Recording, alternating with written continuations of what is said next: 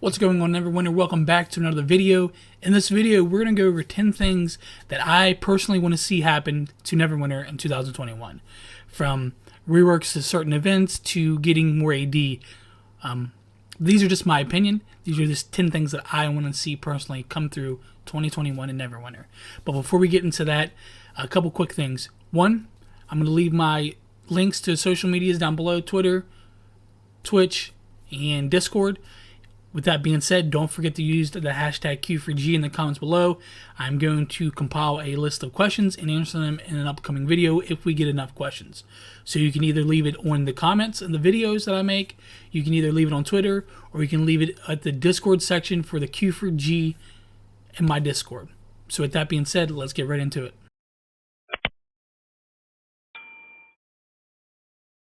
The first thing I want to talk to you guys about, and probably the thing that's probably the most likely to happen this year, is going to be rarity bumps for your main hand, offhand, waist, and neck.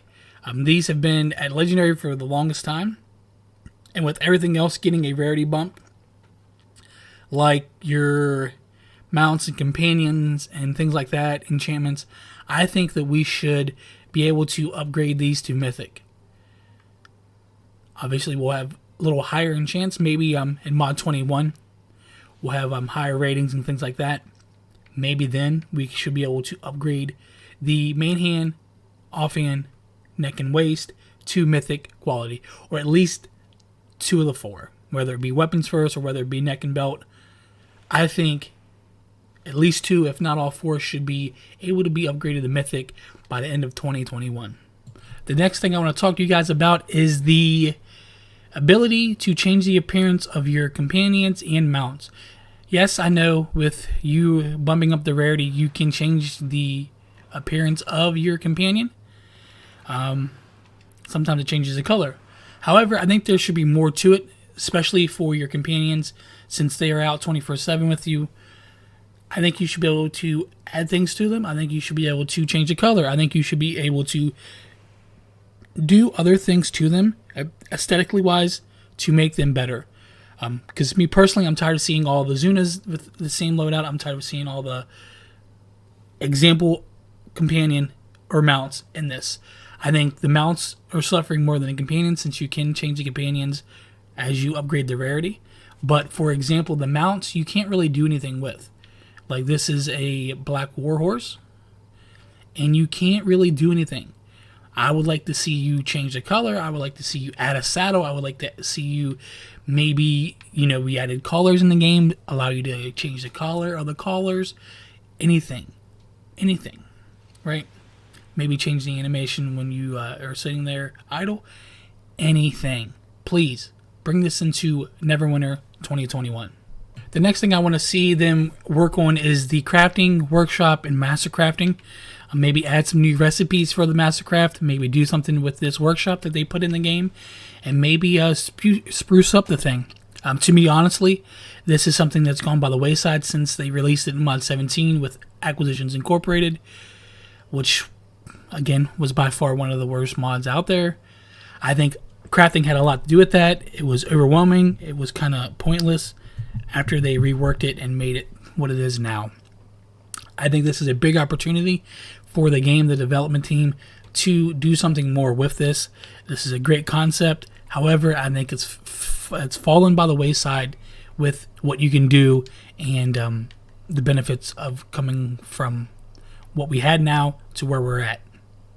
So again, let's rework this. Let's step up our crafting game and find it more enjoyable for the plebs of this game, the people who don't make mastercraft weapons more enjoyable. Since we're on the topic of the mod 17 crafting rework, we're going to talk about something that also needs rework and why I want to discuss it in this.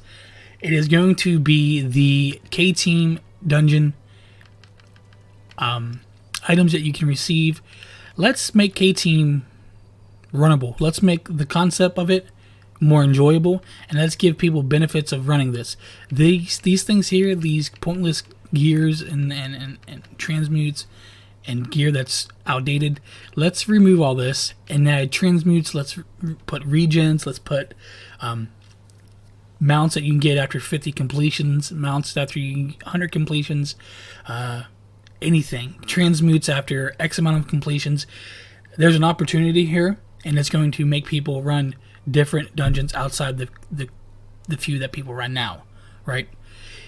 People run Tom for the 50 completions to get the mount. People run this to get this. The mount is not best in slot for Tom. However, it separates the people who've took the time to run 50 completions for the people who haven't, right? It's that the separation. So if people running K-Team would run it if they had rewards to fight for. These rewards here, pointless, right? Let's rework this. Again, acquisitions was a terrible step in the Neverwinter community. Let's try to fix that now. Now that it's over, now that the bad taste has kind of gone away, let's go back to the crafting. Let's go back to the K-Team and make it more enjoyable, right? The game is about enjoying the time you have in here. Some people run legacies because they get free stuff to upgrade, enchants to upgrade whatever they need to upgrade. They do that because of that. Let's make K-Team one of those things where some people are not going to run them because it doesn't justify the time spent in the game. However, there's a lot of people that run legacies for the simple fact that they can upgrade their enchants or whatever without spending astral diamonds. Again, this is a thing that's gone by the wayside. This is something that should be looked at in 2021. The next thing I want to talk to you guys about is the Stronghold Events. I can't tell you when's the last time I ran dragons or anything associated with Stronghold Events. Back when I first got in this game, that was the big thing. Running dragons, go through each of the alliance and run the dragons there. Get the resources, upgrade your guild hall. So once you hit 20 and once you have all your structures maxed out, there's really no point of running it unless you are trying to build up a different structure. At that point, you already have the resources to tear down and build a new structure without running anything, right? So make an event, make something enjoyable for us to run that gives us something, right? We need more to do outside of running the dungeons and getting off the game, outside of running the few queues and getting off the game. We need something else to do, whether it be something we can complete by ourselves or whether it be something we complete as a guild or an alliance. Something needs to be done with this. They open up this hall, they'll allow us to customize it. I think they should be able to do more of this, right? They should be able to do more to the hall, more to the guild, more to the stronghold itself, whether it be introducing events, which that's personally what I want to see. Maybe another event like the dragons. Maybe something else that is more easy to do with a fewer amount of people, because dragons required like 20 people to kill the dragons, which is doable this day and age, but some guilds aren't going to be able to do that.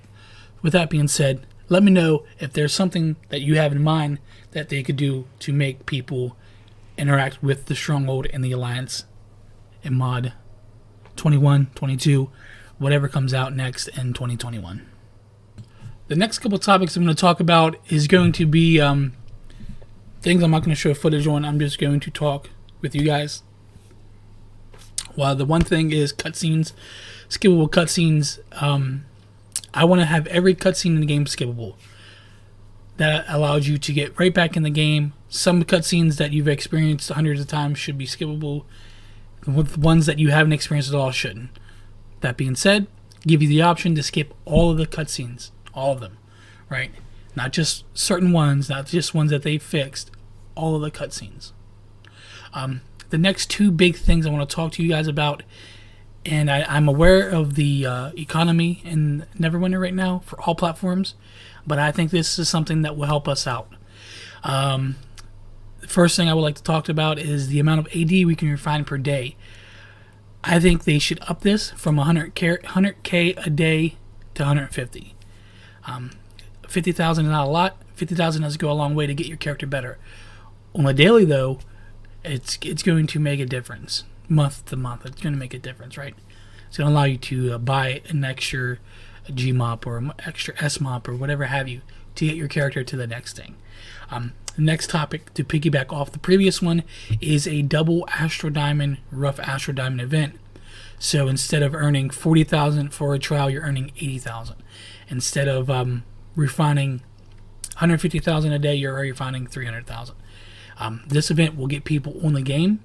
And yes, the people who play this for hours a day are going to benefit the most. However, the people that play this for hours a day already have millions and millions of AD sitting there. They have maxed out characters, and these are the characters, and these are the group of people that really don't need the AD. They just want to stockpile it. Yes, that is part of why the market is the way it is. That's why it's taking a month to get Zen. That's why this, that, and the other. But if we had more rough, we are able to refine rough. We won't be dependent on the Zen market, right? I know characters are sitting there with millions of rough AD because they run dungeons all day, every day. They're running trial, epic. They're running, 10, 12 dungeons a day, which is accumulating a lot of rough AD. And they're the ones that don't need this. They're the ones that are not spending any money, and they're the ones that have already had their characters maxed out day one and are basically just reworking their characters to see what works best. And these are the people that we get our information from. So with that being said,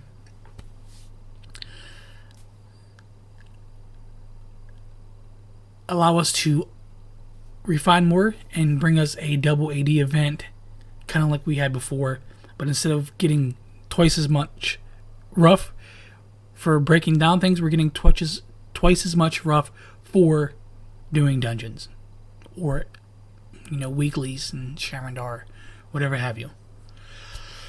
So we talked about cutscenes, we talked about companion fashions and mount fashions, we talked about mythic neck waist weapons, we've talked about more daily refining AD, more rough AD, we've talked about K-team crafting and guild events. So we have two more topics that I want to talk to you guys about.